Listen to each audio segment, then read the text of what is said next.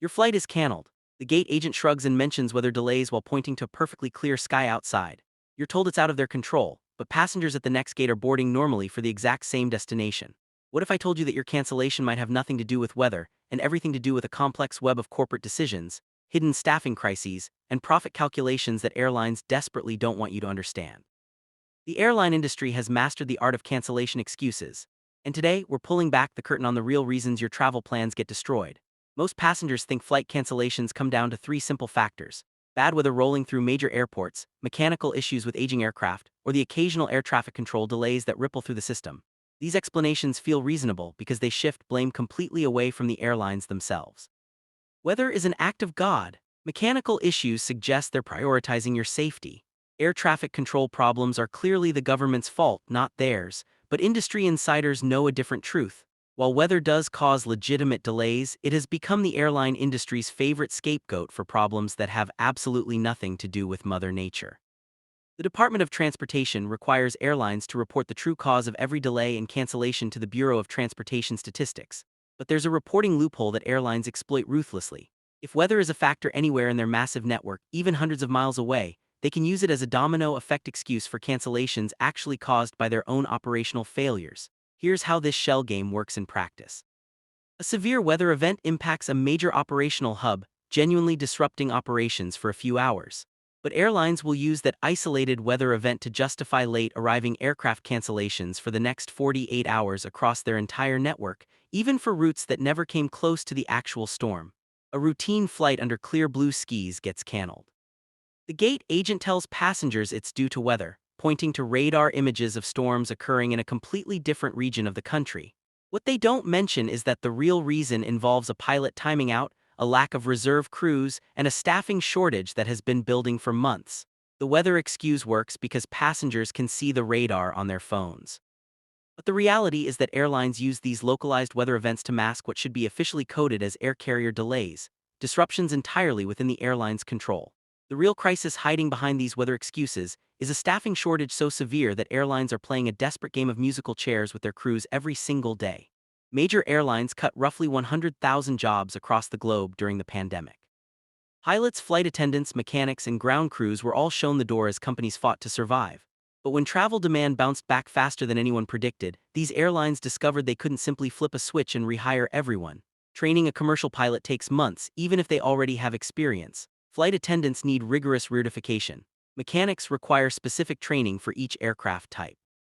The aviation industry can't just hire temporary workers from a staffing agency like a retail store during the holidays. Take Delta Airlines in the summer of 2022. The airline had to proactively slash its schedule by 100 flights a day, cutting thousands of flights across July and August. While weather and air traffic control took the public blame, the underlying reality was that airlines had gleefully scheduled more flights to capture ticket revenue than they actually had the crew members to operate. This creates a cascading effect that passengers never see. When a pilot reaches their maximum legal flying hours for the month, that cancellation gets blamed on the weather that originally delayed them. When flight attendants call in sick and there's no reserve crew available, that becomes a network weather delay. When mechanics are working mandatory overtime and can't complete required inspections on schedule, suddenly there's a convenient thunderstorm to blame. The pilot shortage alone is staggering. The Regional Airline Association estimated that North America was short roughly 8,000 pilots just to meet post-pandemic demand. But flight schools have struggled to pump out enough fully certified airline transport pilots to close the gap. The mathematics simply don't work. Airlines know this. Their executives discuss crew shortages extensively in earnings calls with Wall Street investors. But passengers standing at departure gates are told about weather systems and air traffic control delays that may or may not actually exist. But the most cynical reason for cancellations has nothing to do with weather or staffing. It's pure profit calculation, and it happens more often than you might imagine. Airlines use highly sophisticated revenue management systems that constantly analyze booking patterns, fare prices, and operational costs. Sometimes these algorithms determine that canceling a flight and rebooking passengers on other flights is vastly more profitable than operating the originally scheduled service. This typically happens on routes with multiple daily flights.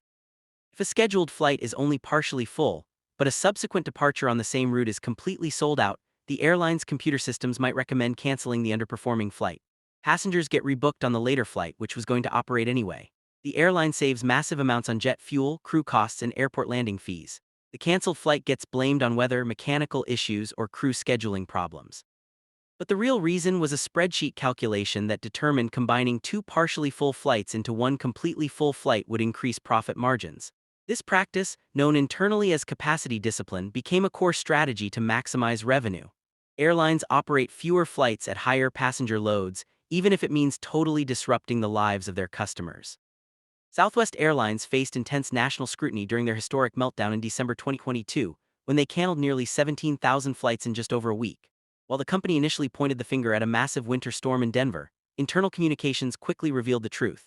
Their antiquated SkyRoute crew scheduling software had completely collapsed, leaving them unable to track where their pilots and flight attendants were located across the country.